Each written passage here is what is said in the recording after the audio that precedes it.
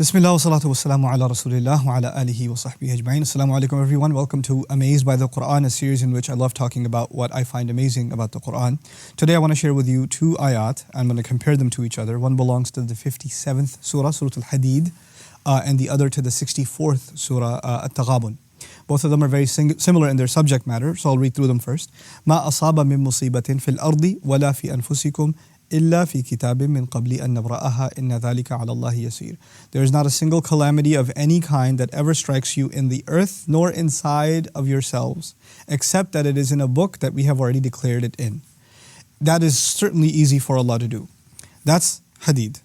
No calamity will strike you in the earth nor deep inside yourself, except that it's already been written down, and Allah, it's easy for Allah. The second case is Taghabun. Allah says, ما أصاب من مصيبة إلا بإذن الله ومن يؤمن بالله يهدي قلبه والله بكل شيء عليم. There's not a single calamity of any kind that will ever strike you except by Allah's permission, by Allah's leave. And whoever were to believe in Allah, Allah will guide their heart. And Allah is all knowledgeable about everything. So it's interesting that in the first case, when Allah says not a single calamity will strike you, He added not in the land and not deep inside yourselves. Not in the earth and not inside yourselves. He didn't do that for the case of Taghabun. In Taghabun he said, not any calamity at all will strike except that it is by Allah's permission. So he didn't add that additional qualifier of in the land and inside of yourselves. This is part of the beauty of the Quran in its sensitivity to context. Surah Al-Hadid, which is the one actually I want to talk to you about more. By the way, Surah Al-Taghabun, 64th surah, where Allah did not add fil ardi wala fi anfusikum, not in the land, not inside yourselves. He didn't add that piece. It's actually more brief in its account of faith. Surah Al-Hadid is much more expansive.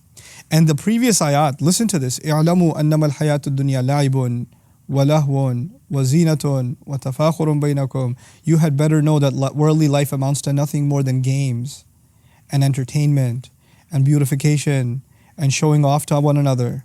وَتَكَاثُرٌ فِي الْأَمْوَالِ وَالْأَوْلَادِ, and sharing this desire to have more and more when it comes to money and kids.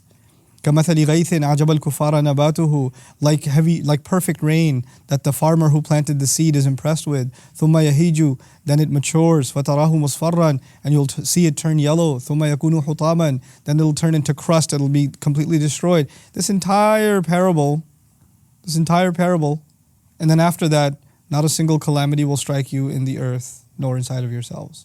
Now appreciate the beauty of that. Allah talked about what you like inside yourselves, which is what? Games, entertainment, beautification, showing off to each other, getting more and more in terms of money, isn't it? Stuff you have inside yourselves. And then you were compared to the earth. To the earth. Like a seed that's planted in the earth, and rain comes and it comes out, and that elaborate picture that's being painted, part of the ayah is about the earth, and part of the ayah is about yourself. How reflection on the earth is going to make you think about yourself.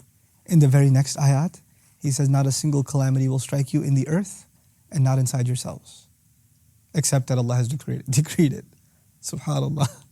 Like how beautifully the expressions are captured in the Quran and how they flow.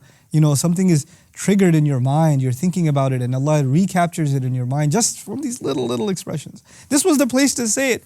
There is no parable, there's no analogy in Surah Al-Taghabun. There's no discussion about what's going on deep inside of yourselves. That's not the conversation there, so He didn't mention it, subhanAllah. May Allah Azza wa Jal again help us appreciate the beauty, the perfection, the majesty of this divine word. And may Allah Azza wa Jal enlighten our hearts and our very beings with it. Barakallahu li wa lakum. Wassalamu alaikum wa rahmatullahi wa barakatuh. Assalamu alaikum wa rahmatullah. If you enjoyed this video, please do share it with friends and family. If you want to see more videos from this series, click on the box at the top. If you want to see other videos, click on the box at the bottom. And don't forget to hit the subscribe button. Thanks.